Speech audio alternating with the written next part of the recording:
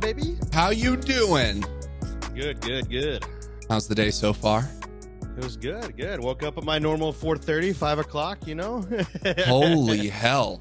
What's your... normal day? Dude, I already hit go live. We're just sending it. What, because now I'm just curious, what's the day look like that you get up at 4:30? So I get up 4:30, get kind of in my mode, and then I go straight from that into streaming at 5 o'clock, and then 5 a.m. and then work. Yep. Jeez, how long have you been doing that schedule? I've been on this one, about 2 years now, year and a half. Was there ever a time you attempted the night grind? I used to do the night grind. I did it really heavily, and then once we had our little daughter 2.5 years ago, that just wasn't really working. I didn't really get enough time to spend with the family, so that's exactly what I was going to ask. The mornings, so that way I could spend time with the family and kind of prioritize that a little bit more, you know. Nice. And what's the main gig? Main gig, I'm a business development manager, so I basically sell food service like equipment components to like Viking Range is one of my big customers. Like, oh, like shoot. That. So we sell like burners, handles, feet, legs, anything you can think that you'd see in the back of a kitchen. I mean, anything from plumbing to what you see on the ground. So, and pretty much everything, the drains, everything. So, and how does one get into that? Like, what did you go to college for? I went to college for business marketing and management. I went to Texas Tech. That's incredible. Yep. So what was the objective there? Like, did you have, if there's a different dream than you had, what was it? Like, I went to college originally to be a doctor. Really? So marketing wasn't your original choice? That wasn't my original. No. I started because my grandfather was a surgeon, physician. So I wanted to go into that field, and then realized after a semester that I didn't think that was going to be for me. Not because of grades. I mean, my grades were fine. I was doing fine, but I just don't know if I could deal with the mental side of it, of having to tell families that they lost somebody. Like, that's just a hard interesting thing. That's what got to me, is just I don't know if I could separate like my normal reality with, you know, with my job. So how long was it that how long were you in that program or degree before you had that realization? 6 months. One semester. Shit. Yeah, one semester. Yeah. So were you already into, I mean, because I feel like at some point you're learning all the things, and then you get to, what is it where you actually are, like, start to shadow? You didn't even get to that point? No, I was still in the schools. I was still in like the pre-med side of it. I mean, I wasn't even close to that yet. I just realized, I was thinking to myself that I just didn't think it would be something feasible for me at the time. I just didn't think I could mentally deal with that. Because my granddad passed away when I was 2005. I was a sophomore in high school. So he was like my best friend. I mean, he was my go-to. He was my number one. He always had my back, and my dad as well. But yeah, I was going to ask that, because that's interesting that because usually I would feel like if it was your grandfather, then it was your father, and then you're inspired by both of those. So do you mind what was the connection with your grandfather that you didn't have with your father? The connection with him, he just looking at his successful life, his career, and what he did for not only not that my dad did. My dad's great. My dad's one of my most important people in my life. But something that he did, I guess, a little different, just looking at what he succeeded with and how much he was just selfless. He was always about, even though he was in the medical field, he was the head of trauma whenever John F. Kennedy was assassinated in Dallas. So he went through a lot of stuff with that mentally and things like that. I mean, it kind of messed with him, because he revered the president. I mean, it's the president of the United States. So he was kind of honored to do that. Yeah. But at the same time, with all of it, there's a lot of mental side of that, and just to see how selfless he was, and he didn't want to take any credit for any of it. Like, he tried to kind of stay out of the media with it, where about 90% of the other doctors. Sorry if you heard my daughter in the back there. They're leaving. Oh, it's all good. I love it. but they're heading out the door to class. So bye, everybody. So whenever all that was going on, he tried not to take notoriety of it. And about all the other doctors, a lot of them, I wouldn't say all, there's some others that didn't, but a lot of them tried to get fame out of it, tried to get try to get notoriety off of that instead of just doing it for the good of humankind. Like some did, some profited off of it, Yeah.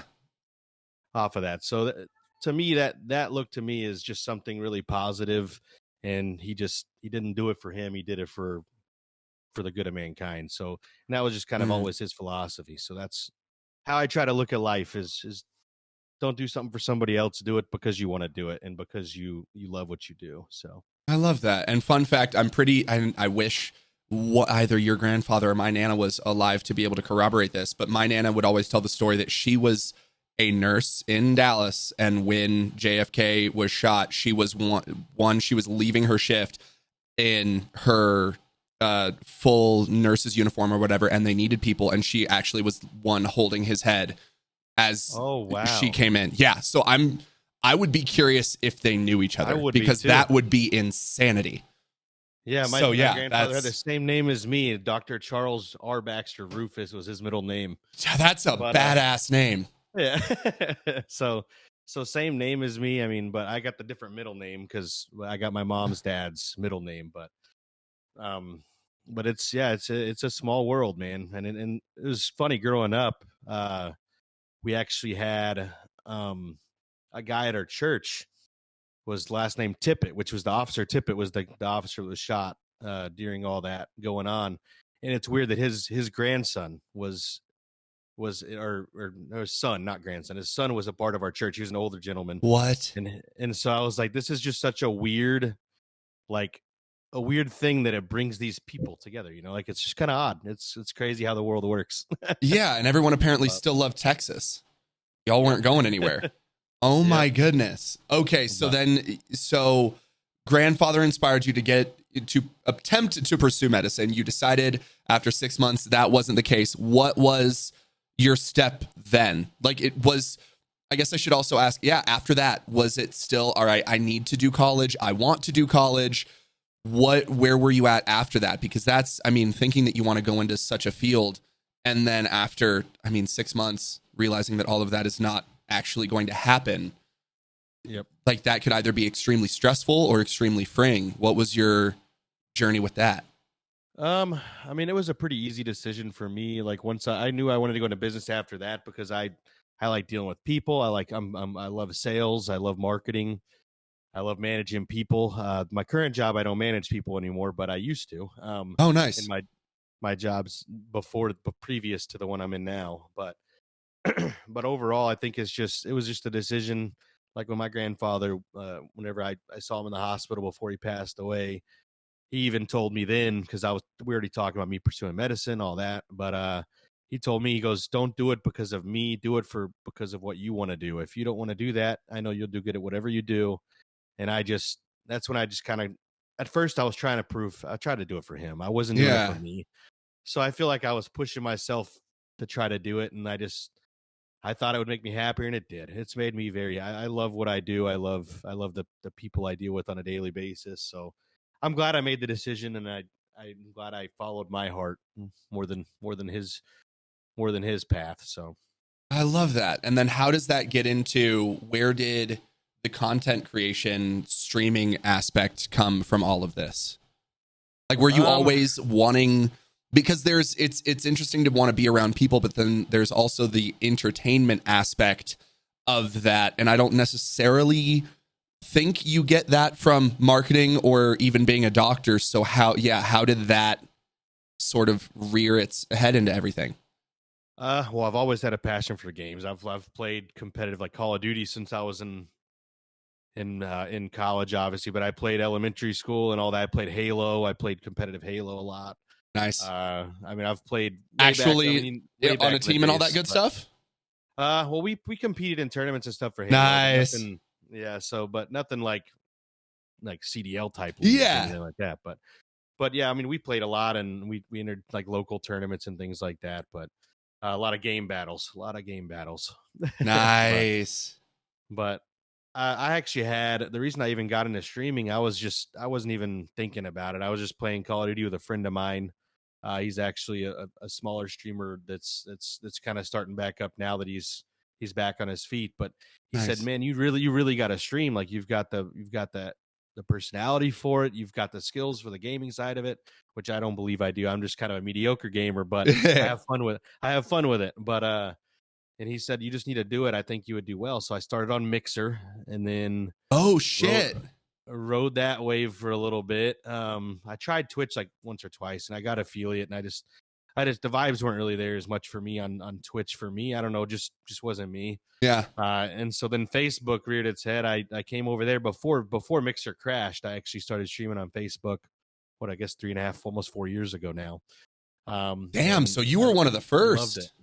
Yeah, I started pretty early on Facebook, and then but I couldn't put my full time into. I mean, obviously with Yeah. everything going on, but I gained a pretty good support group and good community, and I love what I've been able to build. And but I mean, for me, it's not full time, and it's not about like the money side of it. I mean, Yeah. there's money helps. Don't get me wrong, Oh, of course. but but at the end of the day, because my wife's a stay at home mom with our little Nice. ones, so I'm just trying to do something. I want to do a side job to make a little extra money, but Yeah. also I wanted to have fun doing it and doing something I'm passionate about. And if you can turn one person's frown upside down, it makes you feel good about the day. That's how I look at it. So that's kind of what brought me into this. And of course, now I've just been mostly on Kick. Yeah. How's that been But going for you? How have you been liking it? I love it. I feel like there's no stress. I don't know about you, but I feel Eh. like for me, it's there's less stress over there to me because I just don't have the metrics to look at all the time, and I judge myself Oh, too much. that's fair. So Have you so always judged yourself that harshly in this? Especially, and it's also interesting though, considering it's, I mean, two-parter. Would there be a goal to do this full time? Or have you more so accepted that you love this as your part-time hustle? I mean, I would love to do it full time. Okay. I'd have to supplement what I'm making now though to make that worth it. Oh, Because health totally. insurance and all that. But I mean, I 100% would. I mean, if I could do this every damn day, like you do, like a lot of the guys that I look up to do. I mean, I would love it. It would be amazing. But at the same point, it's just it's for me. I mean, if that happens, great. But Yeah.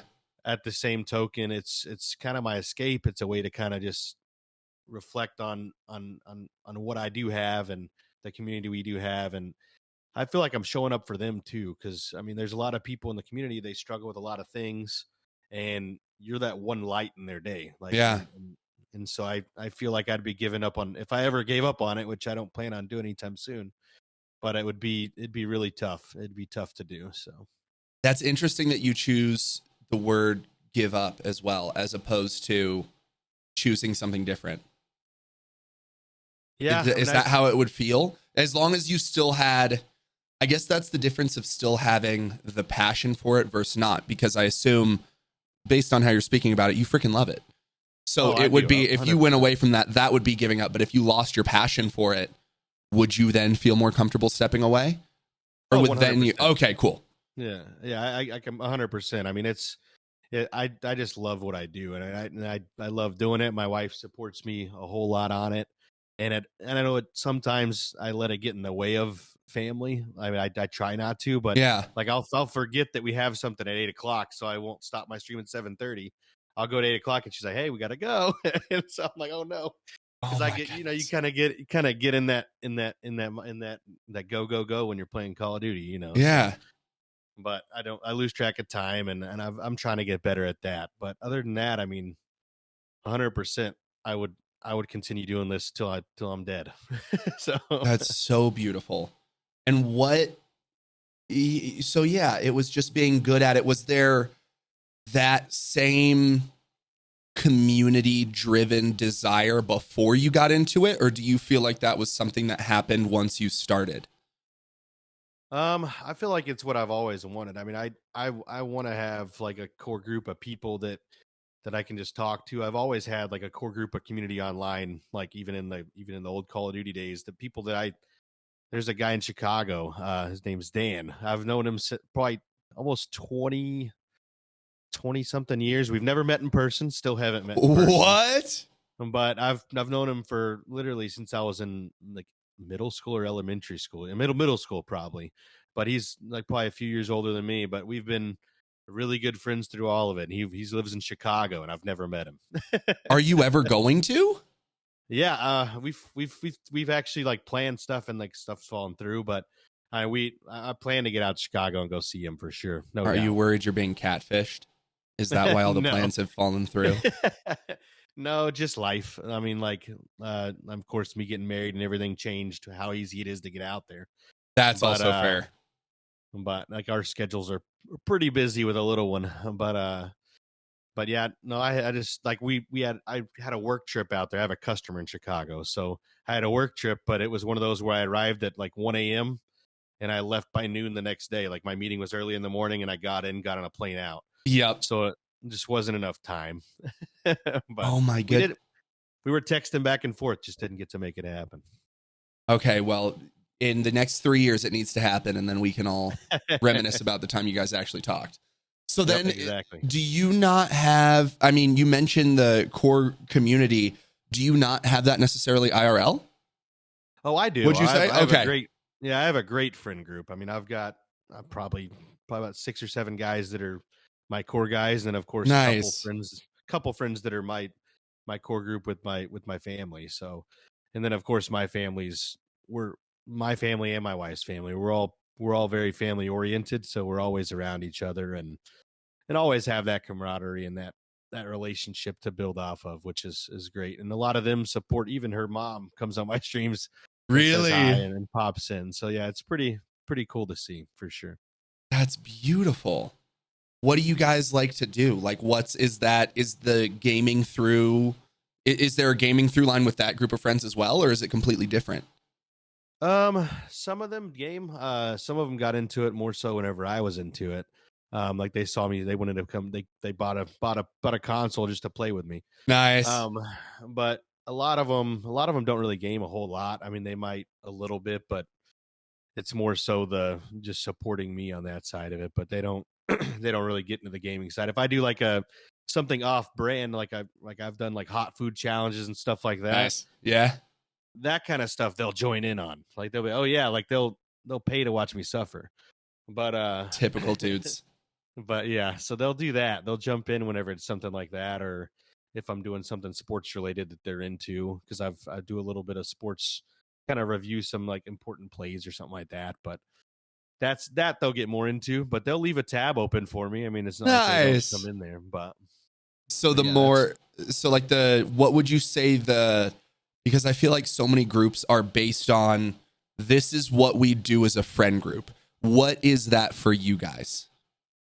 yeah. I mean, I'd say like sporting events, concerts. I mean, birthday parties, obviously. Yeah. Like we don't really go out like just to go out now. It's usually like an occasion.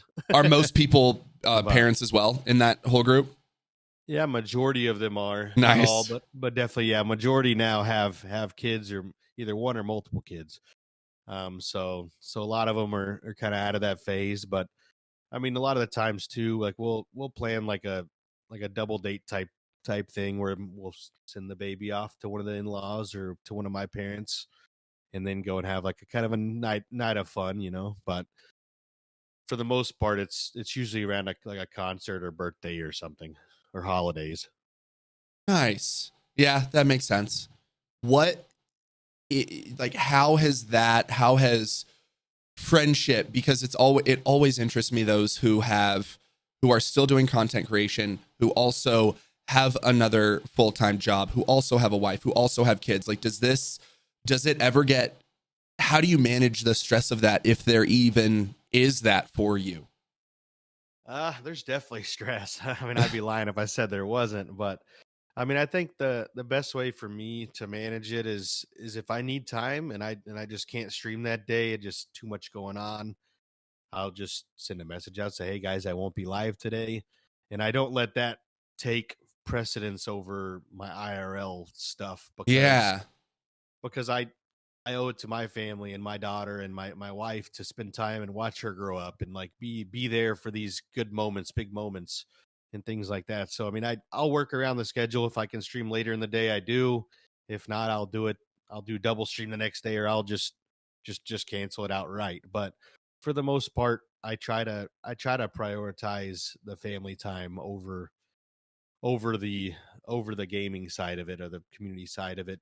But at the end of the day, that's what I mean. The community means a lot to me, but family's first always for me. So Oh, 1,000,000%. Was that something you've always tried to act on? Was that something that you had to sort of figure out along your streaming journey? I definitely had to figure it out. Whenever we got pregnant with our little one, is when I was kind of just starting to really pop off a little bit. I guess you'd say that the algo Nice. and stuff on Facebook. So how old is the So little one? 2.5. Okay, nice. Yep, yep. So she'll be 3 in September. But so whenever I first like really started doing well on Facebook and really like, man, this could actually turn into something kind of thing on Facebook.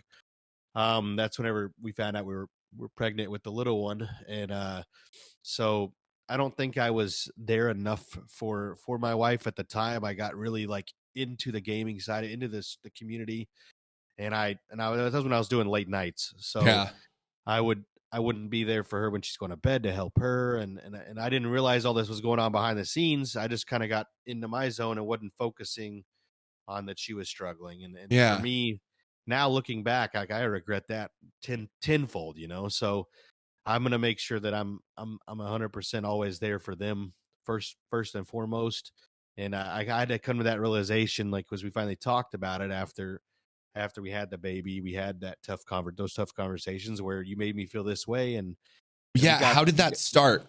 How did it finally come up? I'm always so interested how that um ends up happening.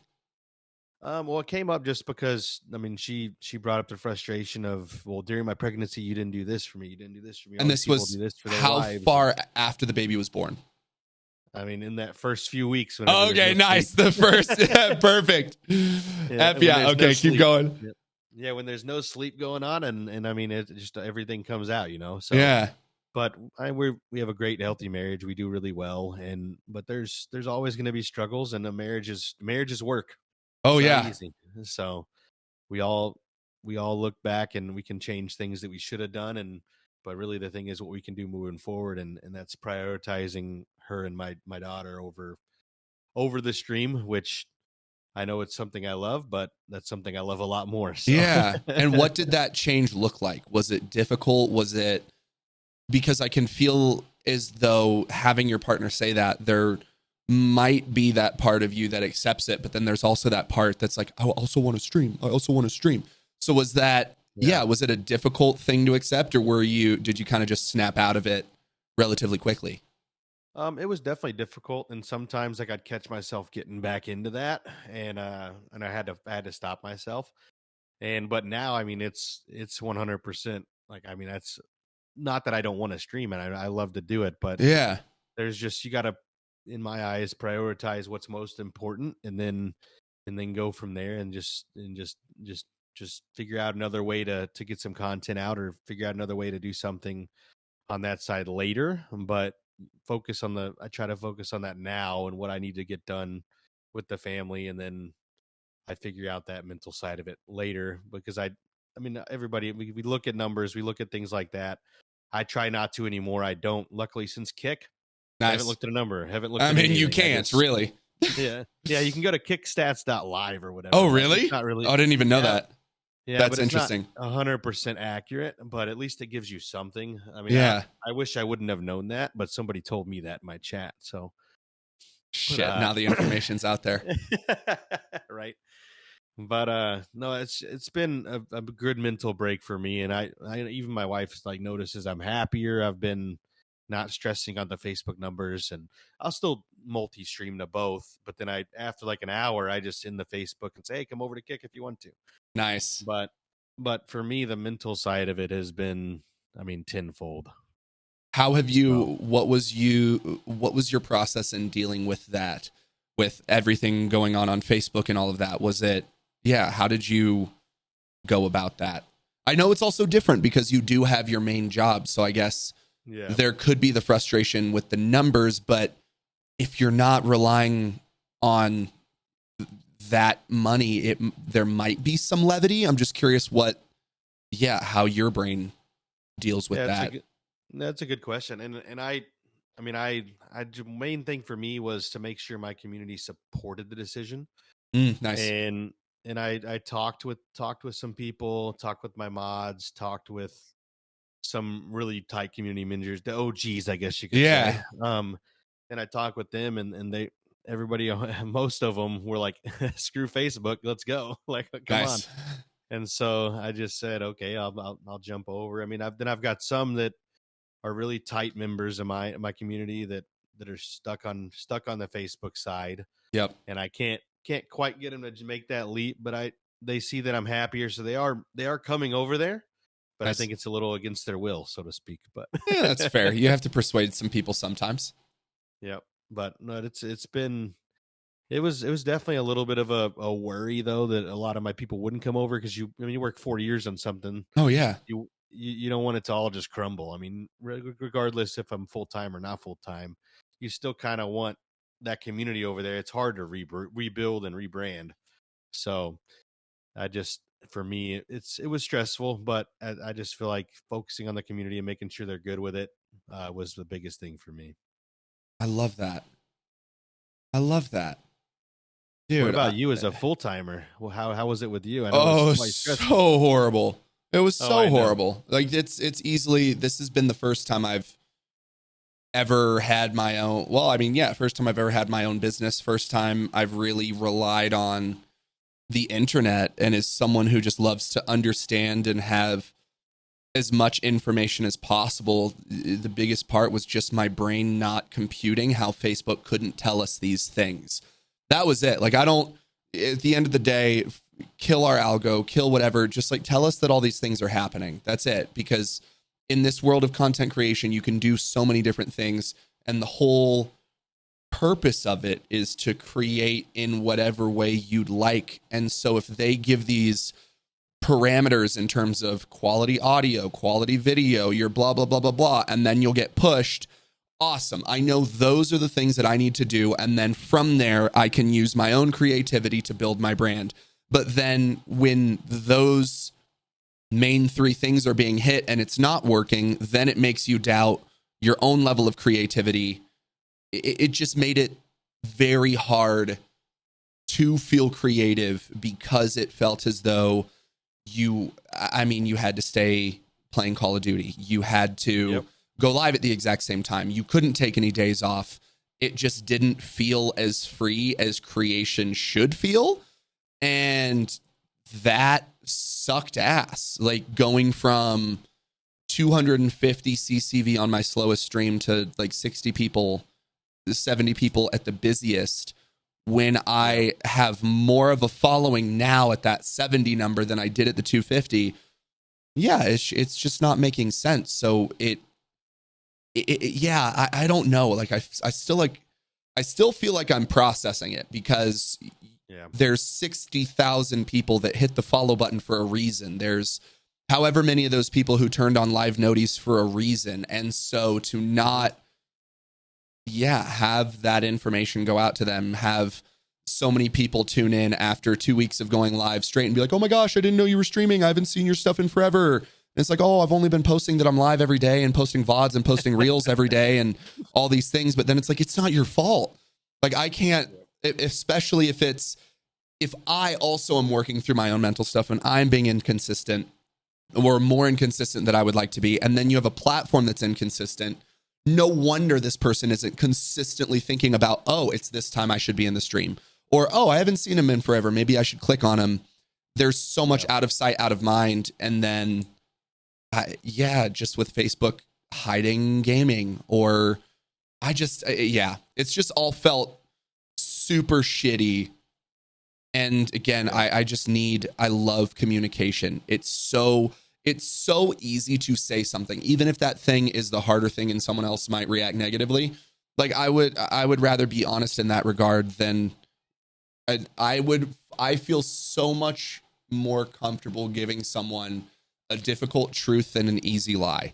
Like I can't do it. Even when I'm saying, when someone's asking me how I am, if I'm not doing well and I'm saying I'm doing good, I feel in my body negative. Like I feel like I just betrayed myself. And that is kind of just the feeling I got from Facebook. And now that I've taken that energy and moved it over to Twitch, now I feel that same shit from Twitch. It's like, I Yeah. I feel as though I might just have a perspective or a desire for these companies to be more forthright and honest More and more transparent. Yep. transparent and compassionate towards their creators. And yeah, so like, I don't know, dude. That's why I'm really praying and hoping that either that Twitch sees what's happening over at Kick, realizes how out of touch they are with us as creators, and then finally does something to fix that, or Kick just continues to live up to their promises and we don't even have to worry about Twitch anymore. Like, that's all I want. Yep. And the fact that Trainwreck is behind Kick makes me feel a little bit more confident in terms of he's someone who's consistently speaking his mind. He's someone who's consistently being on the creator's side.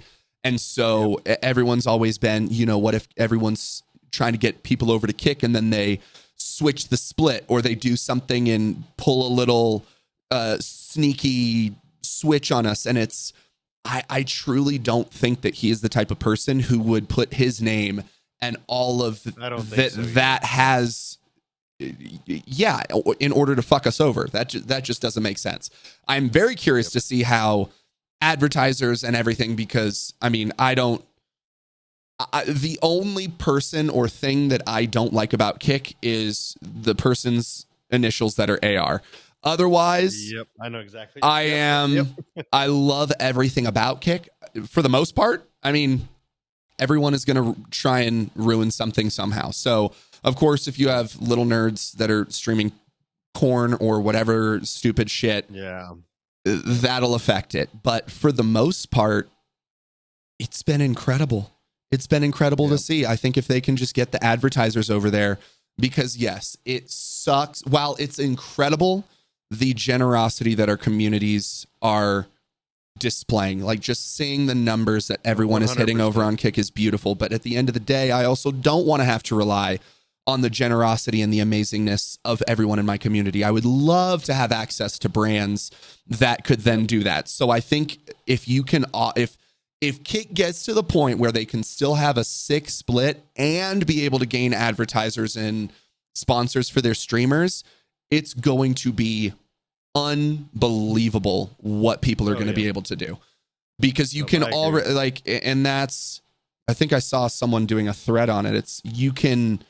It's not always about the numbers. It's not always about the CCV. If you can just look at the amount of gifteds, the amount of love that these people have for their communities and for their streamers and for each other, like it would be mind-blowing for brands not to want to work with those creators, seeing the amount of love that they're able to cultivate in that, because that's all you want. And so, that's been the whole spiel. Like, it sucks. I think there would be, it would be interesting to, and I think even from your standpoint of being able to take a morning off, in a way, you're still missing out on whatever that might be, but you're still getting your IRL income. You're still getting that full-time thing. So it's, I guess, on paper, you're not doing something extra for that day. Where if I don't do it, I am potentially just not even making money for that day, and then potentially another day, because someone who saw me new from the day before would come back the next day. I'm not there. They forget about me. So it's just, there's so many different stressors. Yeah, because like as a full time, I mean, you're part of somebody's routine, Yeah. So like, they might think like, oh, he missed 2 days in a row. Oh, like I guess he just stopped streaming. Then they might go find somebody else at that time slot.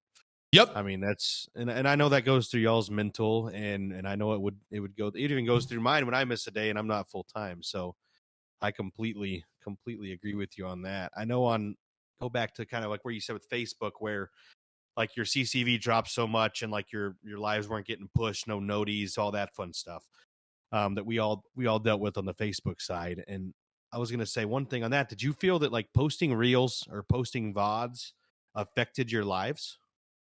Do you think that I don't know. There was nothing that I was ever really able to figure out on Facebook. Like I remember, I want to say a month and a half ago or maybe 2 months ago when they really started pushing reels, when they were doing the reels bonuses and all of that, my following grew more in the span of that month that we were pushing reels than ever before, but Okay. hardly any of that was making it to stream.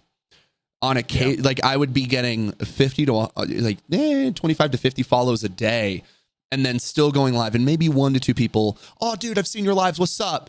And then that would be it. So in terms of it's also different though, because I've been multi-streaming for so long. I think I quit my partnership like beginning of February. I don't even remember when it was. Maybe beginning of February. And end of January. That happened. Yeah. Dude, which I just have to say, I don't know if it was me. I will take credit. The amount of messages that I got from people that are like, yo, how did you end your partnership? Made me feel very nice. I was like, oh shit, I didn't realize that people were that inspired. So that was cool. But yeah, it was, I don't know. Like that's also the tough part, is you don't know, is it the fact that I'm multi-streaming? Is it the fact that I did this title? Or like, what is it? Because there's no concrete way. There's no concrete way to look back and be like, okay, this is how many noties were sent. This is how many people accepted it. This is how many people ignored it. This is how many people were in for blah, blah, blah, blah, blah. Like maybe those things would help, but they definitely would help, I think. Yeah. Cause then you could figure out, all right, what little live notey tag, what title works the best. But I don't know, man. I think that's also the tough part. At the end of the day, it's like, I just love hitting live and seeing what happens for those 6, 7, 8 hours. I don't, while I am intentional and I like to think my content through to a certain extent, I don't want it to be scripted. I don't want to sit and have it be minute by minute, 30-minute increment by 30-minute increment. This is exactly what's going to happen. And I feel like that's almost what it would require to a certain extent if you had all that information. I don't know, dude. It's that's the tough part of damned if you don't, I guess. Exactly. Kind of Yeah. That's the tough part of creativity. And it's also tough being someone who doesn't also know if I'm going to enjoy something right away. So I could have this grandiose plan of X, Y, and Z, and I start with X, and then that makes me not want to do Y and Z, and then I'm fucked. Like, so that's, Are you a preparer? Are you someone who... I don't really nothing of mine is scripted. Nothing I do is really scripted, unless I'm doing like a hot food challenge. Of course, that's scripted. But other than that, not scripted. But it's I know what I'm doing, and that's what I'm doing. But mostly, it's like, hey, go live, vibe out with the community, go play some Call of Duty, go play some Fortnite, whatever they want to see, and then just kind of vibe out and have fun and just see what happens. I don't not like the scripted stuff. For me mentally, I'm in there to escape too, and I just want to have fun. That's all that at the end of the day. That's why Facebook was so stressful. Yeah, because you had to play Call of Duty, and that's all you could do. I mean, if you didn't play Call of Duty, bye bye Algo, or if you didn't play like GTA role play, so. Yeah. And oh fuck, there was a question, and then it was gone. Oh yeah. So are you big on long form content, short form, anything like that? Are you primarily lives? What's your primarily live, just because I don't have the time a lot of the time for editing, and it's too expensive to pay somebody to do 1,000,000%. So as I've looked into like just having somebody create some, and I did have a really good consistent thing for about, I don't know, like a month or two, and then I kind of stopped doing it because it's taking up so much of my time editing, and I'm not the best editor. So yeah. What was that? Some shortcuts, maybe I could do better. What was that system? What were you doing? Mostly short form. So I would stream a little bit, little shorter, and then spend like an hour or so editing like 2 or 3 short clips, and then scheduling them out for the week on like YouTube Shorts or on Facebook Reels. And I got really good at it for like a month or so, and then I was loving being live more than I was the editing. Yep. Same. So. And for those clips, were those things that you were intentionally going for, or was it just good moments from stream type stuff? Just good moments for stream. Nice. I've thought about doing some, like, just for fun, like actually thinking about it and going and trying to troll some people. Like, I know you troll a lot on yours. A little bit every now and then. Yeah, and I love watching that kind of content. So I've thought about doing stuff stuff similar, like where I could go and troll a lobby, like make somebody. I've done like singing me a song. I didn't Nice. script it, but I was like, "Hey, sing me a song if you want to live." And I Yeah. told them to sing me Backstreet Boys, and they did, so they lived. And then there's some that didn't, so they died. But That's beautiful. but I mean, just stuff like that. I have done I guess I wouldn't say scripted, but it was like one of those things where I was like, "Hey, I'm going to do this whenever I kill this person."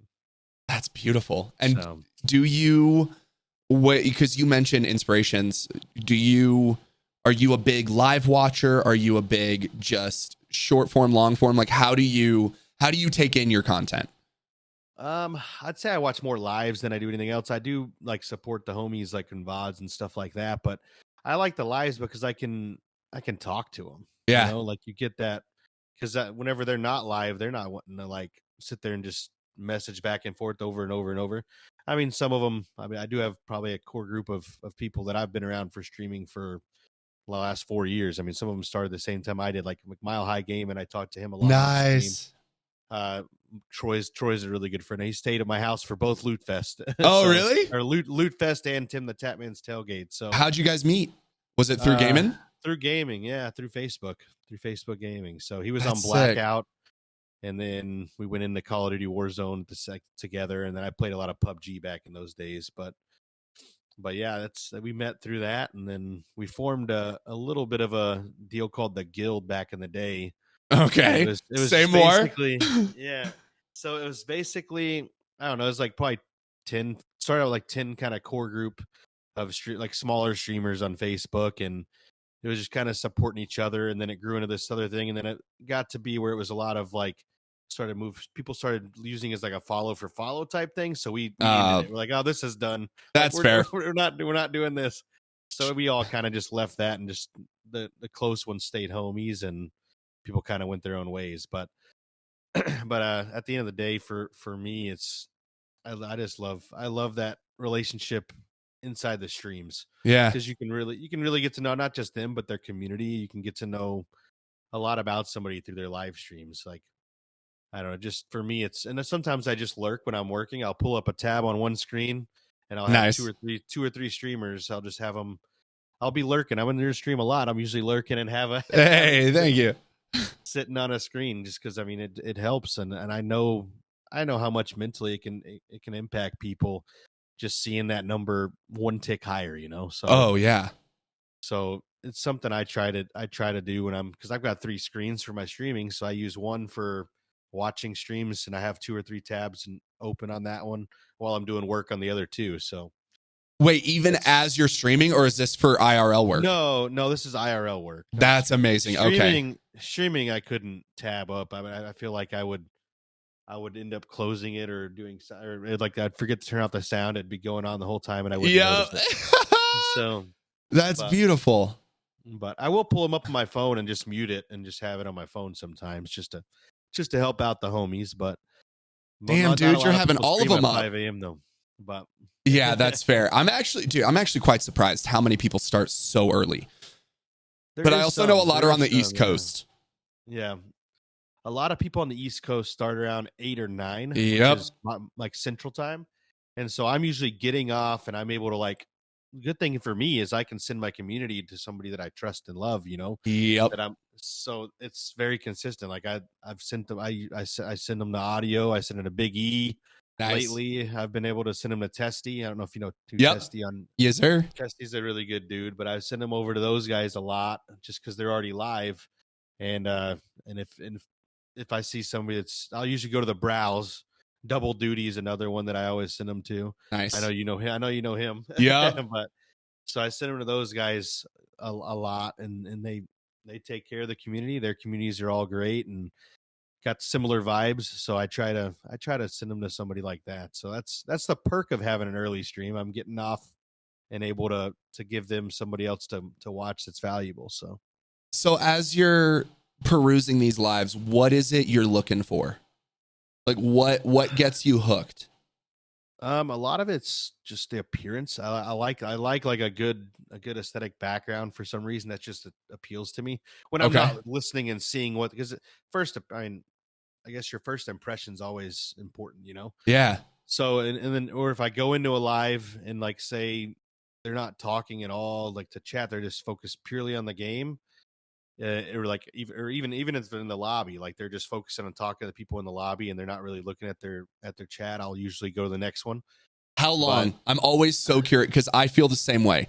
How long? Because it's also different because as creators, we also know there's certain times where you might not look at chat for 15 minutes or 10 minutes because you're so ingrained in the game. So how do you distinguish? If they're heated in the game, I understand because I do it all the time. I think we all do, especially Call of Duty, because you gotta focus up.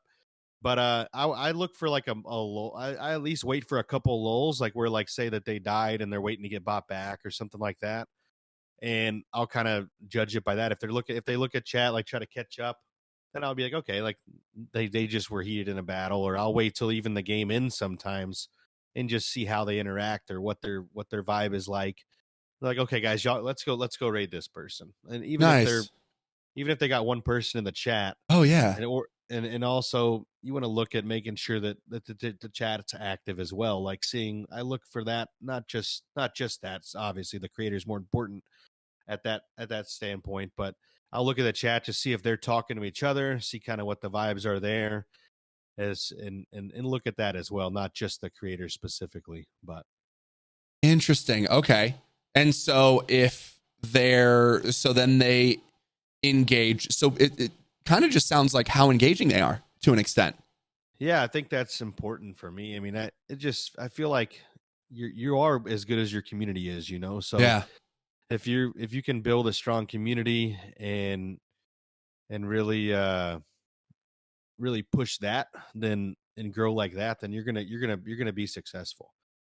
And That, if you just game, that game goes away, what's left? You know, yeah, like that's what I was going to say. So you would be more inclined to watch someone who might not be as good but is more engaging with the chat and the stream than perhaps a sweat? Is that accurate? Or is it yeah. would it still be dependent, like if they're sweating in game but they have a super active chat that's talking with each other? Like which are you more likely to go for? More likely to go for the person that's engaging and the person. Nice. The sweat's not what I'm looking for. If I want to do that, I'll go watch some of the sweats just YouTube videos. You know, just watch like their world records. You know, but I mean, I there's feel some like you guys should like say that again. say that again. Say that What did I again. say? You just, if you want to watch the sweat, you're going to go watch their YouTube videos. I think that's one of the Yep. things that Yep. has bothered me the most. But it's like, I see so many people, and that's why even like I try and, even when I'm doing well, like, yeah, I know I'm good to some, but I also know that if you wanted to go and watch a sweat, you're going to go watch Z. You're going to go watch Joe. You're going to go watch Brett. Like there's this, I think that's the hardest part of being good at the game, at least for content creation, is so many people. And that's originally, that's what I wanted to do. I was like, oh, I'm decent at the game. Yeah, maybe that's how I'll like get popular or whatever. And then I realized, no, like if you need to be really fucking good and you need to be doing that consistently all the time, or you need to find a way to be like, okay, and then really entertaining, because there's already, okay, continue. That was one thing that was bothering me so much during especially when Facebook started to get a little difficult. I was seeing all of these quote unquote sweats who were getting upset that they weren't getting more views or blah, blah, blah, blah, blah, blah, blah. And it was just the realization of, bro, there's already, like, yes, you're good. I don't want to take that away from you, but there's already 30,000 other people who already have a bigger following and a name that are known for that. So it's rare that you want to go and discover a new sweat as opposed to just going and watching Timmy. Like you could go and do that. So that's okay. Keep talking. I just wanted to throw that out there.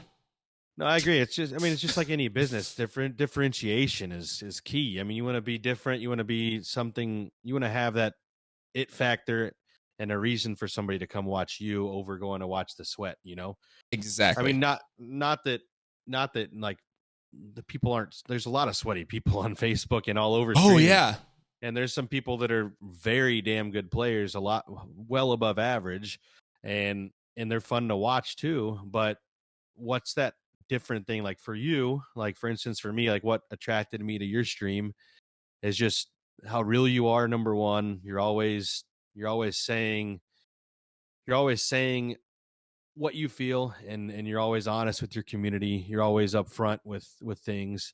And Thank you. that's how I've always felt. And I've always felt like it was part of a family, a friendship that I feel like is more important than the games. And I love watching your solo play and watching you spectate people and your commentary. Thank you. So no, that's something that I feel that you do that's a little bit different. I mean, I know Tim Tapman obviously spectates all the time, Everyone spectates. but everybody does it, and I think it's fun to watch. And Stone does it too. Yep. But it's something that differentiated you, and you could really see your personality in it. And to me, personality is probably number one when I'm watching somebody that's live, and so I like that aspect of it, of your streams and a lot of these other creators that I do watch on a regular basis, or even friends that I watch all the time. So Thank you. it's I think that's what brings me to somebody, is just that relationship, that community. So I love that. That's so it's so beautiful. I think that's so important for everyone else out there as well, like especially getting into content. I think that's one of the things that I feel so many people might maybe miss out on, is like you're so caught up by the fact that, oh my gosh, I get to play video games for a living on camera, that you forget about the fact that there's so much more to that. yep. And yeah, it's not just about being good at a game. It's okay, when I'm in between games, how am I going to keep people entertained? Or when I'm sucking at the game, how am I going to keep people entertained? And if you build like, that's why it's so cool to see. I mean, it's been interesting to see the main Facebook sweats of Warzone, or not even just in general, Z, Aiden, and all these people now, I don't want to say struggling, but you can see that they're trying to find other ways to maintain their success, because Warzone isn't doing that for us anymore.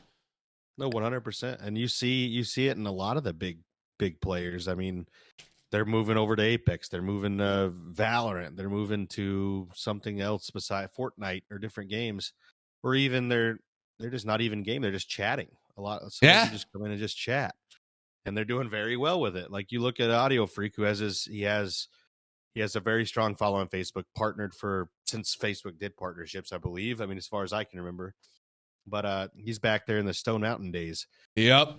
And he can only game on Facebook, but he comes over to Kick and fucking kills it, man. I mean, he kills it on just chatting and drinking beer. That's amazing.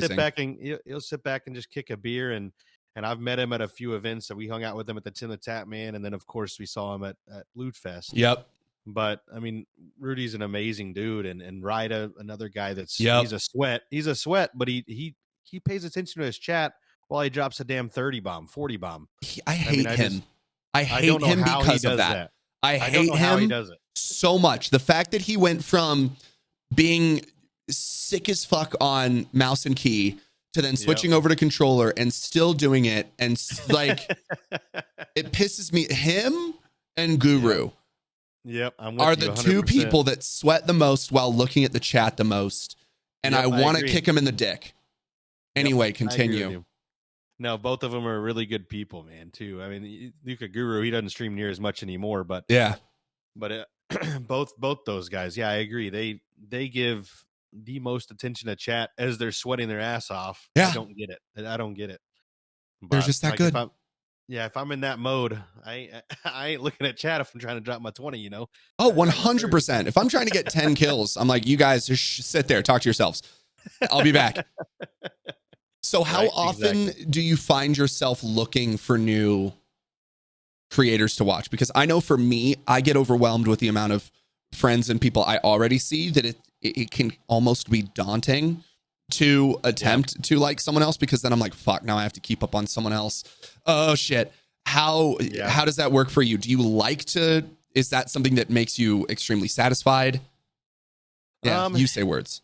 Yeah, it's for me, it does make me like happy to find new people and be able to support them and do what I can. Not only not only just with not financially necessarily. I'm not going to go and support every single person, or I would end up not making. I'd be losing money. But Yeah. as like a viewer, I try to at least like pop a tab open if like I really vibe with a person. I know they're trying to make it, trying to get their 75 followers or something like that. I'll try to help out as much as I can on like at least keeping a view to let them climb that leaderboard while I'm working, because it doesn't cost me anything. And so, but I am with you where I have like my core like 10 people or so, Yep. maybe 15 that I focus more energy on. And that's because I mean, at the end of the day, I have to be with my family, so I'll usually just leave tabs up and walk away from my computer. Like I'll even Really? after I get off work, I'll just pop open like 4 or 5 streams, leave my computer on, and just let them go. And if they raid somebody, it just raids with them on Kick, which is kind of cool. I am So I such a just shit leave them gaming up. friend. That's hilarious.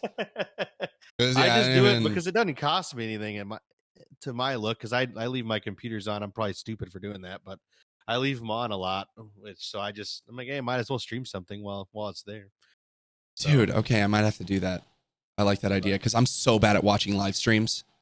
I yeah, think that's one thing I feel really guilty about. I'm good. I will, because I'll be scrolling TikTok and I'll see someone's and I'll like randomly swipe past it and then I'll be like, oh no. And then I'll go back and then I'll like it and then I'll sit in there and then I'll save it and then I'll go. But yep, it's like live streams, dude. I can't. I'm so bad at tuning into those. It's yeah, so tough. I think it also has to do with the fact that I hate Call of Duty when I'm not playing it. But yeah. I'm with you on that. I don't know. So what are your main as a streamer, what are your main streaming pet peeves? And then as a viewer, what are your main viewing pet peeves? Streaming first. So streaming pet peeves. Yep. I hate it whenever like you say like you're in the middle of like a match or something like that, and then somebody like pops in the Discord like, hey, can I play? Like that's what, and not unless it's like a homie, that's different. Wait, wait, But wait, like wait, when wait. Like they'll pop in voice chat? yeah, like because I don't have mine locked. Sometimes I'll go on my Call of Duty one that's not locked. I have a streaming one, but sometimes I'll just go in it not even thinking about it, and they'll just like pop in, hey, can I play? And I'm like, oh, not right now. Like, but so like sometimes that's my own mistake for not going in the locked one. But that's I guess one pet peeve, and then but Kick. I've noticed something big on Kick is the whole follow for follower. I got a tab for you, Yep. and so that's I that's block probably right away. that's actually probably number one. That one right there Yep. just gets yeah. I just block them and move on. But um, I'm saying like trying to think of five. So, Oh, you don't have to think of five. I was gonna. And but did you experience? And that's the interesting dynamic of Kick because I feel as though on Twitch, on Facebook, granted those are the two main ones that I'm on. I haven't experienced. I swear I've experienced more follow for follow on Kick than I have on either Facebook or Twitch. yeah, I agree 100%. I mean, I've had experienced it on Facebook a good chunk whenever you're in big algo. But Yeah, other than that's that, fair. I don't really see it a whole lot on the other side. But And do you acknowledge it or do you just delete it right away? I'll use the like, no thanks. I'm glad you're live right now and want me to watch you. But Nice. and then so I just kind of acknowledge it, and then I'll say, "But have a nice day," and like either time them out or ban them completely. Sometimes Nice. I'll just time them out for like a few hours, and that way they just go away. But because you want them to have the eyes in the channel, you got to Oh, keep that. 1000%. So Got to do keep that you, statistic. okay, so then part two of this before we get to your pet peeves as a viewer, what are your distinguishers for a mute versus a ban? Well, if it's just trolling, I usually and if it doesn't get out of hand, if they don't say like a hard R or say like Yeah, something going like going against like talking down to a woman, something like that, that's probably a ban. But if they're just trolling and just having fun and not being harmful, I'll just say, hey, like, can you chill? And if they don't chill, then mute them for a little bit. Maybe they'll learn. And if they don't learn their lesson, then it goes to the ban side of it. But nice. most of them,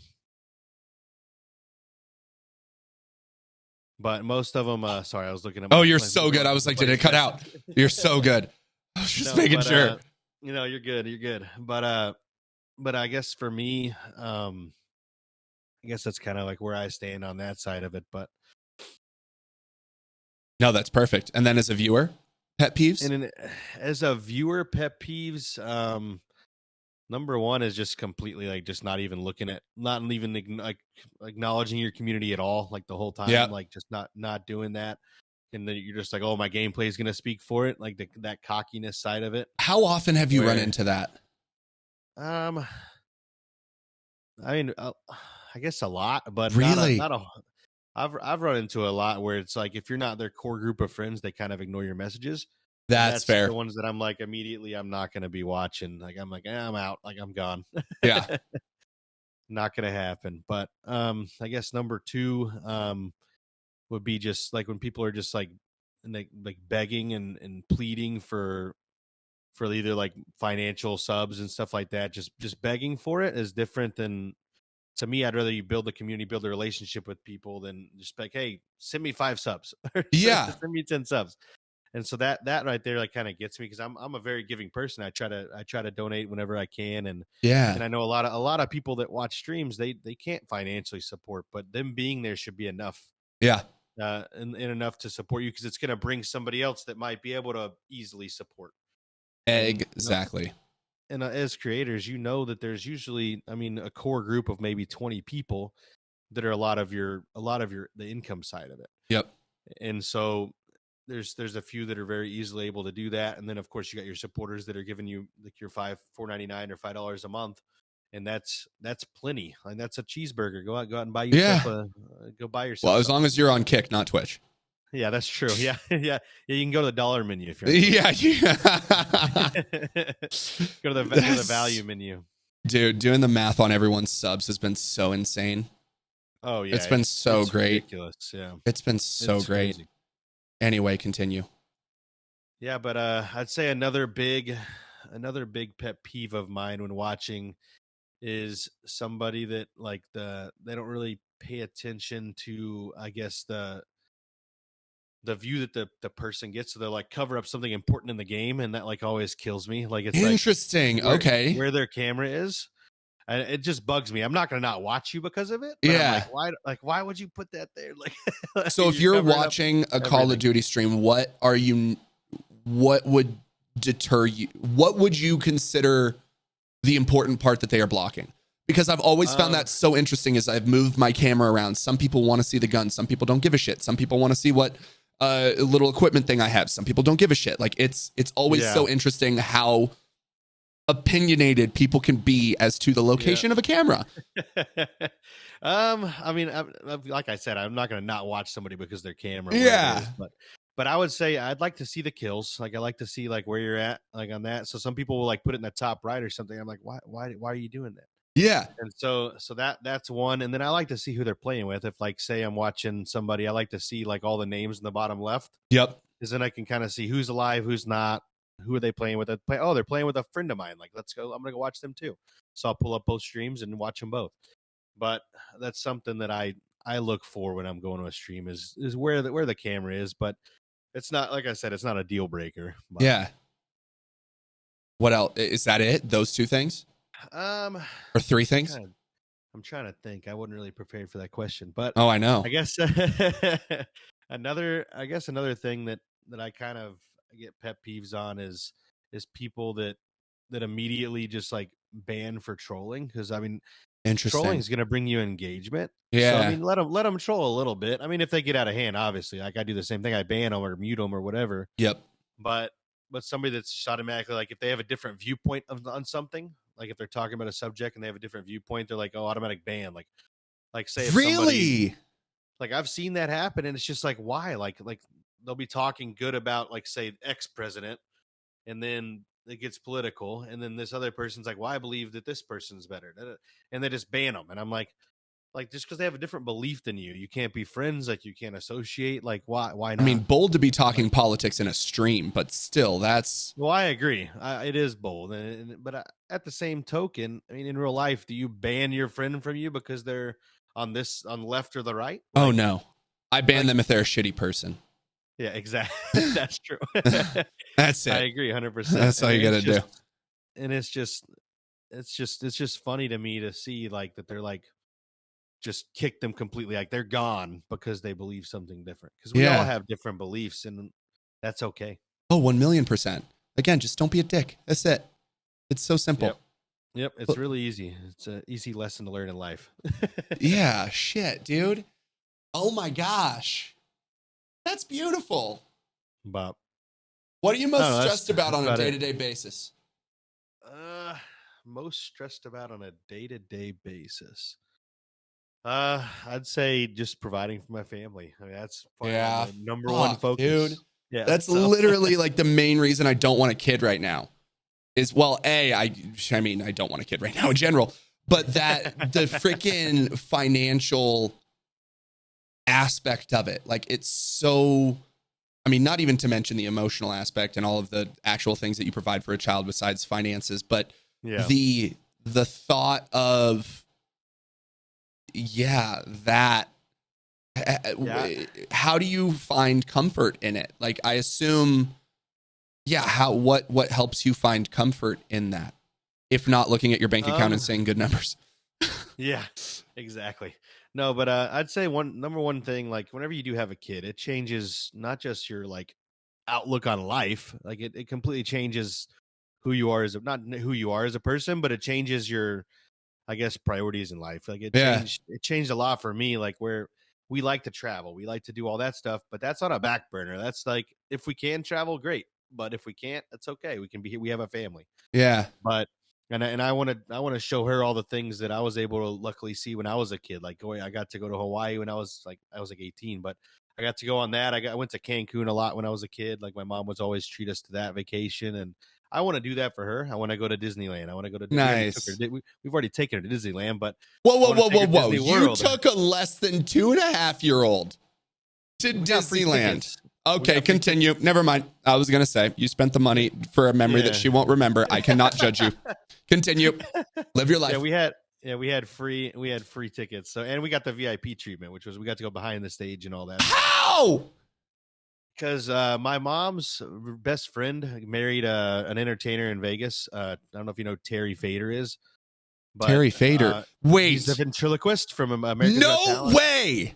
Yeah, yeah, He's so good. The one who sings. yeah. He's amazing. Yeah, he's phenomenal. But yeah, it's Okay, wait. So he's what's married to my mom's best friend. what? So like I call her my Aunt Angie, but yeah, Angie Fader now, but yeah, they invited us to go out with them. So we're like, well, yeah, we'll fly to California and go to Disneyland. Like, let's go. No So yeah, way. yeah, it was pretty cool. We got to go to. Have you ever heard of Club 33? Like, Oh they're yeah, like, I've been there twice actually. yeah, I it got was to go there pretty for my cool. birthday. Yeah, Dude, hey, if anyone, yeah, if you don't know what Club 33 is, it's neat. enjoy your money while you have it. Because if you ever go there, you're going to be spending a lot. It's a freaking joke. Yeah. It's like $50. It's more than that minimum per person. Yeah, my meal for me and my wife, my little one was covered, but for us, it was like $280 for two Yeah. people to eat just dinner. Yep. Just like normal dinner. It's so good though. It's so nice. It's phenomenal food. I mean, we had like scallops and all. It was delicious, but Oh my damn. gosh. But yeah, I couldn't do that every day. That's for sure. Yeah, no, absolutely not. Okay, so your priorities change. So yeah, how? Because I guess we never got to how. Yeah. So priorities change where like you don't look at like I didn't think about myself. Everything is for her. Like everything I do is focused on making her life the best it can possibly be. Now I've got to worry about like with all this stuff going on in schools and things like that. Yeah. I want to make sure she has the best schooling and that she's safe. Because I'm Nice. not going to put my daughter in a school where I don't feel like she's secure and safe. Yeah. And so now I'm thinking about saving money for private school or saving money for that kind of thing. So that's in the back of my head because I look at. I mean, I'm in Texas where guns are everywhere, Yeah. and so you just never know what's going to happen. And so I think of it a little differently than I would have 10 years ago. 10 years ago, I'd be like, oh, we're Texas. Nobody can mess with us. But now I'm looking at it as I have a kid, and it's like I'm 20 minutes away or 10 minutes away from her school. If something happens, I'm going to drive my butt over there. Oh yeah. But at the same time, I mean, is it fast enough? Yeah. Something can happen so quick that now I'm thinking about that stuff. Where 10 years ago, no, I wouldn't have thought about that. I'd be like, nah, Texas will be fine. Like, And no big deal. was that a gradual shift? Like the second you found out you're having a kid, oh boom, holy shit, I got to take care, or was it a slower realization? I'd say it's pretty instant. As soon as like we started like even talking about having a kid, I mean, it kind of when as soon as we got pregnant, it was one of those things where okay, well now we're not going to do this as much. We're going to focus more on Mm. this, and it just kind of changed our daily. And we never really were big on like partying hard. Like after we got married and everything, kind of slowed down on that side of it. I did all that in college, but Yep, got it out. yeah, got it out of the way. But it, I just feel like we've just changed how we do things. We go to bed a little earlier. We cook food earlier. Before we would eat late at night, and now it's everything revolves around making sure that she has like a healthy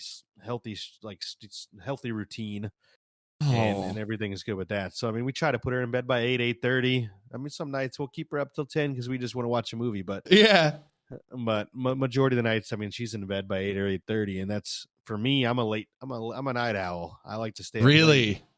So it sucks with streaming at 5 o'clock, but like, I'll still Yeah. stay up till midnight sometimes just watching a movie with my wife. I was gonna say, so the missus stays up with you. You both are night owls in that regard. Oh yeah, definitely. She's not a morning person as much. She'll Oh, go work out in the mornings. She works out in the mornings, but that's about the extent. She'll go to Pilates or do her thing in the morning, but other than that, she's definitely more of a night owl than she is a morning person. yeah, that's fair. Yeah, that's fair. How was your? I mean, how was your relationship whilst the beginnings of parenthood? Because I always feel that that can either be a moment where y'all hate each other for a few weeks or Yeah. a year or however, or you kind of learn how to do it relatively quickly. Like, what was that introduction into parenthood for y'all? For me, it was. I mean, for us as a couple, it was. I mean, it was trying. It was trying. I mean, Yeah. it's challenges because we both need more sleep. You're not getting enough sleep, and luckily, I was fortunate to have time off from work, which was nice. So I was Really? able. Not long. I got to take like I think I took like a week, Hey, that's and a then week more and than some then get.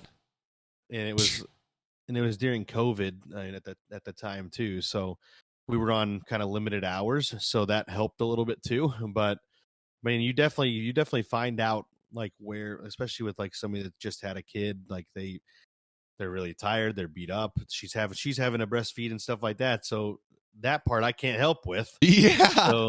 So like she's waking up in the middle of the night and I'm still sleeping, and I think they're that side of it. I mean, I try to wake up when I could to help out and do what I needed to do, Yeah. but the same token, it's one of those things where like you just have to work through it. I mean, it's a challenge, but I mean, every relationship has its challenges. So just gotta work through that, and I think we became better through it.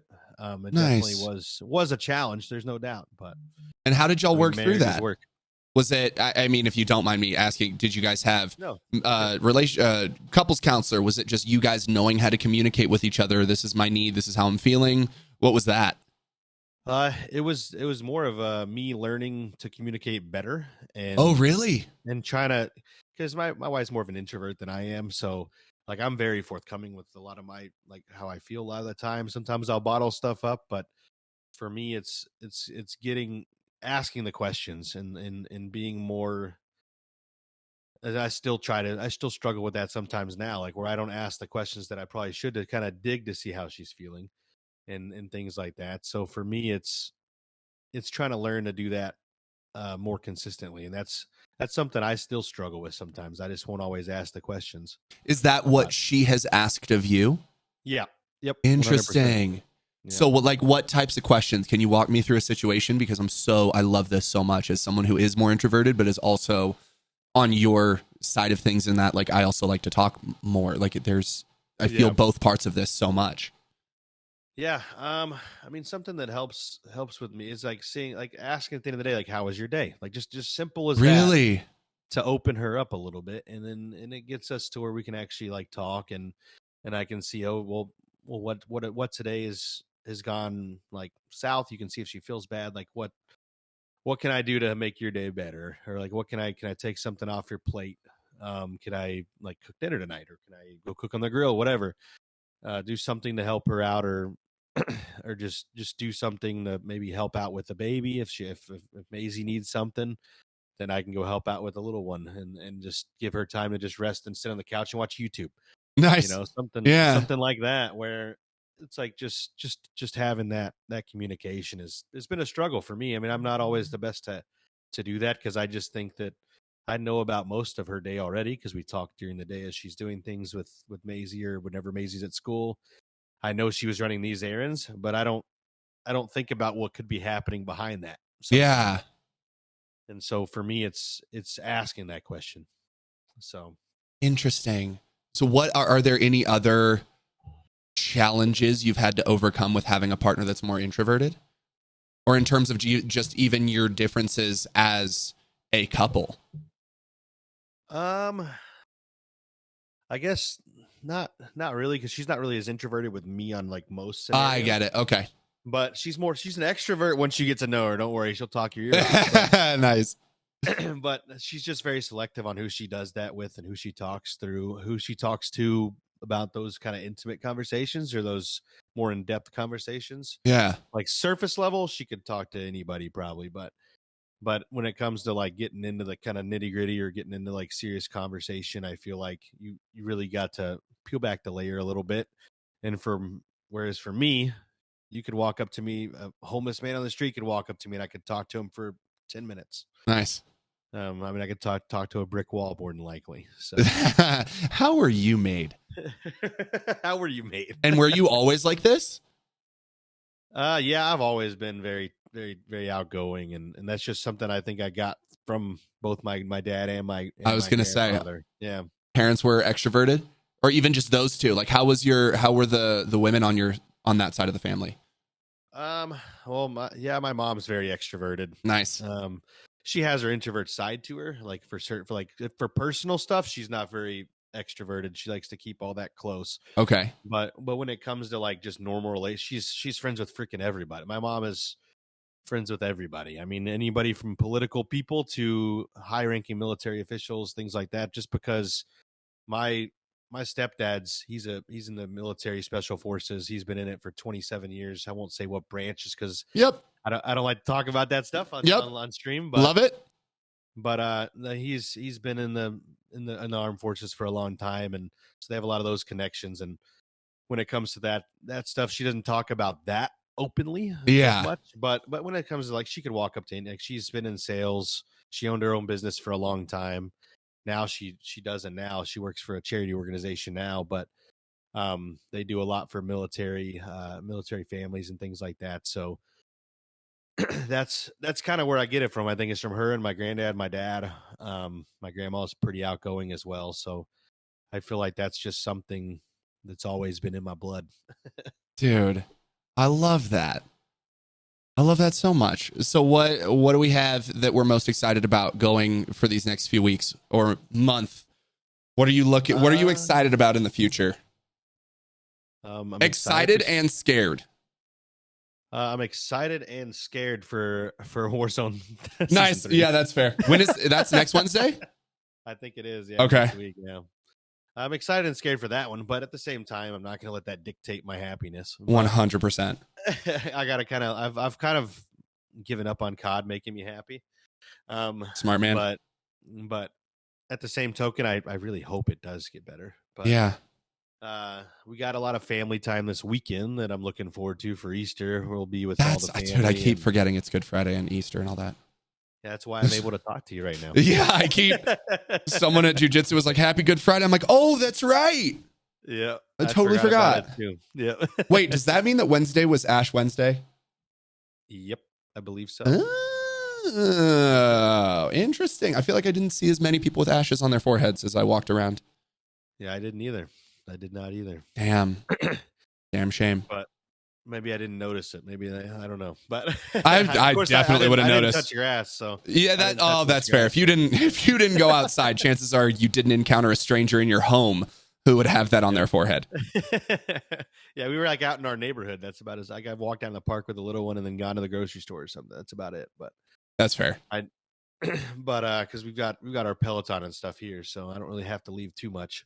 Are you a Pelotoner? Not. I haven't. No, I wouldn't say I'm a Pelotoner. I have one. My wife uses it nice. more than I do. Okay. I want to start doing that before my streams, like waking up like an hour early and just going up there and doing that. So that's something I have on my bucket list to So now start you trying want to to do. wake up at 3. Yeah, I guess so. You're No, like just four never going to o'clock. go to bed. I'll probably wake up at like 4 and then go up there 4:15, do like a 30-minute ride, and then Go to bed pop at midnight, downstairs. wake up 4 hours later.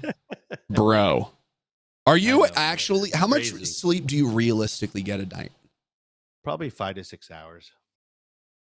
That's all I like. I so coming out of college, I worked for PepsiCo, What and did you do for Pepsi? I was well. First, I started as a sales rep. Then I went into management, and I managed 15 sales reps across all Central Texas, and did that for them for 7 years. I think I worked for 7 or 8 years. I worked for Pepsi, but the thing with Pepsi is you start work at 3:30 a.m.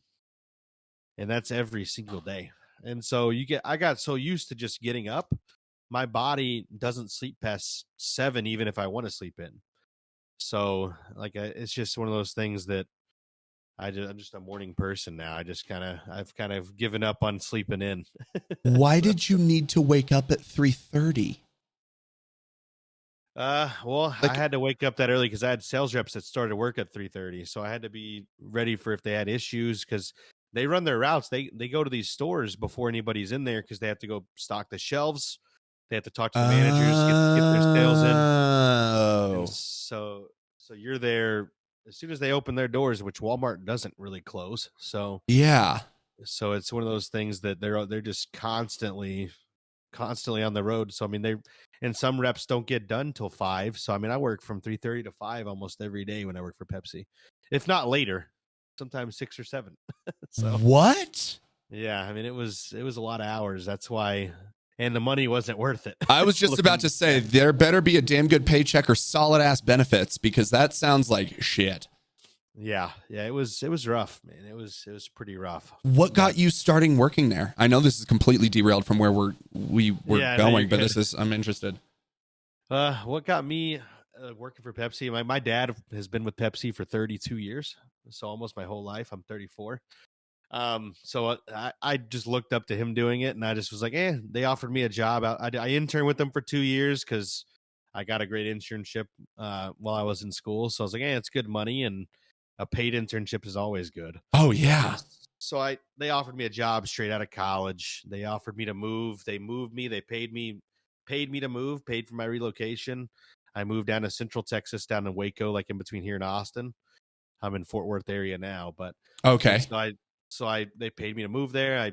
I went to work there, and they promoted me to management within a year and 2 months. I think it was like 14 months. I was promoted into management, and so Jeez. that's kind of what got me on that track. But I went a different path than my dad to start. I started on food service, which is like selling into like Baylor University, things like that, like selling into the hospitals, selling like the wellness drinks and things like that. I sold their food too, like Frito Lay and Quaker and all that. So I loved what I did, Holy but hell. the money was awful. Yeah. I- Like for the hours I worked, the money was awful. Do you mind? Were So you salaried for that? yeah, I was. I Oh started yeah, off that at sucks. Yeah, I started off at like 45,000 my first job out of college, which is looking back, it was good then. Like I Oh thought it was great yeah. because I didn't have a lot of expenses, but then like it would be like a 3% to 6% raise every year. So I mean, by the time I got into management and I got my promotion, like a year in, they gave me like a 10% raise, and I thought that was like life. I thought I was like, oh shoot, that's awesome. And I'm making so it. yeah, but then I looked at like how much I worked and then how much bills were, and I'm like, I'm basically working to live, not like not having fun with it, not enjoying my life. Like Yeah. I didn't have time for myself at all. And like even on the weekends, my guys worked because they still had to do their jobs. And so on Saturdays and Sundays, I was taking calls from my reps trying to help them out. And luckily, I didn't have a family then. But Yeah. at the same token, it's one of those things that always bit at me, and that's why I left that industry. Nice. So And that's when you went to, because yeah, it was that your management part before you took that management out of there. yeah, pretty much. Yeah, I had one job in between these that I worked in a food service company doing sales, but then this company reached out on LinkedIn that I'm at now, and it's history from there. So I mean, I'm very happy with with what I do. I love the companies I work with and work for. So Dude, it's that's been freaking good. awesome. What a journey. Yeah, Holy it's been hell, eventful. dude. It's been eventful. There's no doubt. Dude, I love it. I'm chilling beautifully. Do you have any questions? Do you have any things on your mind? What are you thinking, feeling? I mean, I guess my biggest thing is what brought you into content creation. I know you did like acting, modeling, stuff like that too, but Yeah. like what brought you into it? I always knew as literally as long as I can remember, I've always loved to entertain. I would be watching Mad TV all the time, and so me and my cousins would put on performances, and I would have a full-blown Miss Swan impression and full Miss Swan. Kane dress and everything that my cousins and I would all put together. So I always knew that I wanted to entertain. I loved it. And then I also knew that I felt I felt different in spaces with a bunch of dudes in my sport. Like I never felt like I belonged there because I've always Yeah. been this sensitive, let's say more comfortable with feminine type dude surrounded. I mean, playing football and all these dudes are fucking, I want to go hit everyone. And I'm like, I just like to lift weights. Like, can I just do that? And so in that, I've always felt as though I wanted more people like me. I wanted to create, I've never had that big community or even just a few, at least when I was younger, of people who were like that, of people who were just like wanting to be themselves, whatever that was. And I felt as though I wanted to create that for myself. And so then when COVID hit and I wasn't able to do acting anymore, I was switching from actually the month of April, I was going to start doing improv classes at Upright Citizens Brigade and start getting away from my scripted acting class. And then, of course, COVID hit, and I was like, there's no effing way I'm doing an improv class online. That sounds like a nightmare. So I was watching clips of Dr. Disrespect, and I was like, you know what? Well, yeah, I had just broken up with my girlfriend. I was watching clips of Dr. Disrespect and playing video games nonstop. And that's when I just thought I might as well give it a shot. And one of my friends suggested I tried out Facebook. She helped and sent me a webcam. And then that was it. Like ever since I think I created my Facebook page on April 2nd. And then I've been full-time since August of 2020. And I haven't stopped since. And it's been, awesome. Yeah, dude, it's been beautiful. It's definitely the most difficult thing I've ever done in my life. And continues to be the most difficult thing, but in the best way possible. But in a beautiful way. Exactly. Oh yeah, so much so. I think it's more so just real. That's the only thing that I love to an extent more about modeling and acting is especially for modeling, is just the fact that you get to go there. Or I guess you could compare it to just any job where you're not a manager and you clock in and clock out. Is you go, you do your job, you leave, and you don't think about your fucking job again. And that's what I love about modeling. You go in, all right, I'm going to be here for 10 hours doing shit, and then I leave and I don't have to think about that again. And I get a guaranteed paycheck. And I think that's one of the toughest things about this. You can't just turn it off. Yeah, there's no... If you want to be successful, you have to continue turning it on until you're able to get to the point where you can pay people to be able to turn yourself off in that regard. Yeah. So that's why I've just loved it. And that's why it's been interesting to step away more from Call of Duty and to try and play other games, because it's also, realistically, people are going to watch you more for a certain game than others. So how do you bring more of yourself to all of these games so that they, again, they fall in love or become more attracted to who that creator is as opposed to the game that's in the background?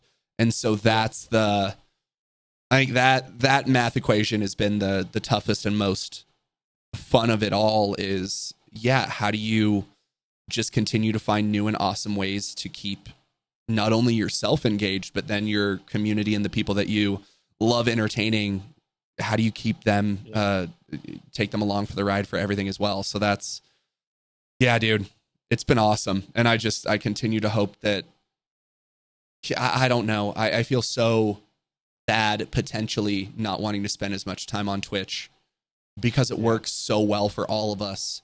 But at the end of the day, just realizing that, dude, the same amount of subs on Twitch is I'm like breaking 70%. even, and then the same amount over on Kick, and I actually get to save. Like that's what upsets me the most. Is it's not even a close difference of, all right, I'm break even or I can afford like an extra $100. No, it's literally the difference between I buy a house at the end of the year or I'm still in this apartment at the end of the year. That's what's crazy. It's true. It's life-changing differences. It yeah. really is. Yeah. And so I hope that more companies or either continue to follow or just the ones that are continuing to take care of us continue to take care of us so that we don't have to depend on the other shitty ones. But yeah, it's been fucking crazy. I never would have expected that I would be at this place. It's insane the ways in which COVID has changed everyone's life for good, for bad, for different, for X, Y, or Z. Because I can without a doubt say that I would never have thought of streaming if COVID never happened. I would be very surprised if I wasn't still bartending, if I wasn't on a show or whatever. Because that's, I don't know. What changed in your life from COVID? Like, did that change the trajectory of anything that you were doing? I think that sped up me getting further into content creation because they lowered our hours at my job I have now. I was still in this job, but were you in person? I had just started. No, I'm remote because my company's based in New Jersey. Oh, nice. So I'm remote anyway, but we didn't get to go to customers anymore. So everything was done virtually, and they lowered our hours for 3 months. I worked 4 hours, 5 hours a week is what they had us pay. That's all they would pay us. So I got unemployment. And so I was like, well, shoot, I got to do something because I'm not going to be able to survive like this. So we owned a house and we moved from that house to another house now, just based on we just timed the market just about perfect. We made money and then got this one cheaper. So nice. So it was a good time to move for us. But I mean, for me, it changed really a whole lot because I don't think I would have been this deep into streaming had it not been for COVID and me forcing myself to do, 8 hours of streaming, 6 hours of streaming every day. Yeah. And it helped build that community, helped build that camaraderie with my community. So I think it definitely changed me in that aspect. And it also just, COVID in general, it was a crazy time to raise a kid. Yeah. That's the question that I ended up losing. How was that? Did you have to give, because when was, you don't have to give it an exact birth date or anything if you don't want to, but like when through COVID was baby born? It was September 6th, September, like the middle of September, like of 2020. Yeah, the 15th is her holy birthday, shit. So like right in the middle of literally everything. Deciding between everything opening or not. Yeah, so like at the hospital, I was the only visitor. There was one person allowed in the room with her. So damn. I was there to, of course, be there for the C-section, do all that. Yeah. And then, but afterwards, like we're in the room, baby's in the NICU. She was a little early, and my family and her family couldn't even come in the room unless I left. Like I'd have to I'd plan. I'd be like, oh, I'm gonna go get us lunch. Have your mom and dad come by, like one come in, and they just kind of swap out as they needed to. And same with my parents. They come up there, say hi, and then bounce out. The next one goes in. So it sucked, man. It's not normal. Yeah. There was nothing normal about COVID. And not only that, but like her growing up, her first year of life was weird. It was like, you're not around. We were scared to bring her around some people because we didn't know where they had been. Are they being safe? Are they taking care of themselves and masking up? A lot of my parents and stuff, they all masked up around her. Her parents did too. Yeah. And so like, does she even know who they are? Because they always have a mask on. Oh, I didn't even think about that. It's just like when they take the mask off in a year, are they going to remember, hey, that's grandpa? Or, yeah. Or, hey, that's my grandma. That's my Nana or whatever. But it's just, I don't know, it's a weird life. It was a weird year, weird few years. So. How long was she in the NICU for? How long did you guys have to? Just about a day and a half. Okay, beautiful. You didn't have to deal with a week or two of hell dealing with that juggling act. Very quick. No, it was really quick. It was it was only because she was born so early and there was a little bit of fluid in her lungs, like just from the amniotic fluid from how the baby was positioned. Uh-huh. But but whenever they got that done, they just wanted her to they had to feed her through a tube for like 24 hours or something. Oh wow. So they fed her that way, that because she had the fluid in her lung, they wanted her to like swallow more. So they had the feeding tube and did that. And then after that she was golden. Like everything was fine. So Beautiful. And I assume she's doing well now. oh yeah, very Hell healthy. yeah, Very healthy. dude. I love it. So that's all I hope for is her health. So Beautiful, dude. but, Hell yeah. Dude, I love that so much. All right, where can everyone find you? What do you have? Anything special planned that the people should know about? Anything you got planned that's big in the future? Nothing real big planned. Just I'm live like 5 to 8 pretty much every day, morning wise Central There we Time. go. So Weekdays every day? Not Thursdays though. Not Thursdays because I have meetings early in the morning with work. But Thursday's the only day I'm pretty much not live at 5:30 every morning. So. Are you even on weekends? You're live? For the most part, I usually might go like 6 o'clock instead. I sleep in Damn. a little bit. but yeah, I try to. I don't always promise the weekends. Weekends are bonus. Yeah. But I usually do that, and we play with the community. I just play with everybody and have a good time. And it's not one that I'm scheduling 3 hours. It's like, hey, I'm getting on, and whenever I have to go, I gotta go. Yeah, that's kind of how I end up doing it anyway. Yeah, that's kind of how it goes when it comes to the weekends, because they're busy, because that's the only time I really get to do something different with the family. So yeah. But that's pretty much it. I know I'm working right now with Kick, and I'd love to, if you want to be a part of it, you're more than welcome. But we're looking to do some charity stuff for the military. Nice. I'm working with some of their guys in the background. I've got a couple Discord messages back and forth with them, but we're working on doing something for some military vets to combat the suicides. So that's something I'm trying to pioneer and work with. And I also messaged some guys from Regiment GG to see if they'd like to be part of it. I know they do Stack Up, and I know that's their big thing. Yep, Stack Up's my main thing too. Yeah, and Stack Up's great. I mean, they're amazing. It's an amazing organization. They're incredible humans. Yeah, they are. They really are. And so we're doing something kind of similar to that, where it's because one guy in the SEAL community just recently committed suicide. Mike Day, saw that, made the news. Yep. And this guy is somebody that my stepdad's known for a while. And oh wow, he was shot 27 times in Afghanistan, and that's the fact he lived through that, and then still had that. He had a lot of positive outlooks. If you want, he has a lot of he did motivational speaking. I mean, he has two kids and a wife, and I think he's divorced from his wife, but he has two beautiful kids, and the fact that he's still battling enough to where he took his own life is it's scary, because you think that he's fine, you think he's okay, he's doing motivational speaking, and he talked about how much, like, the only thing he thought whenever he got shot that day was, you know what, I just want to make it home. He said that's the only thing he said. He said, God, just get me home. I just want to be with my kids. Yeah, and that's all he thought, and he got him home. I mean, he made it back home, and he was perfectly healthy after that. He recovered fine, and you just never know what somebody's going through. So always try to be that positive light in their day. I love that, dude. But I mean, because it's definitely near and dear to me, and I know, heck, we might just end up moving it over to where we're doing Stack Up for the charity. Yeah, I haven't chosen a specific charity yet. I know my mom works with the people here, but yeah, maybe we'll just partner with Stack Up and just do something big with them. So. Dude, I mean, I'm always going to recommend Stack Up. They have been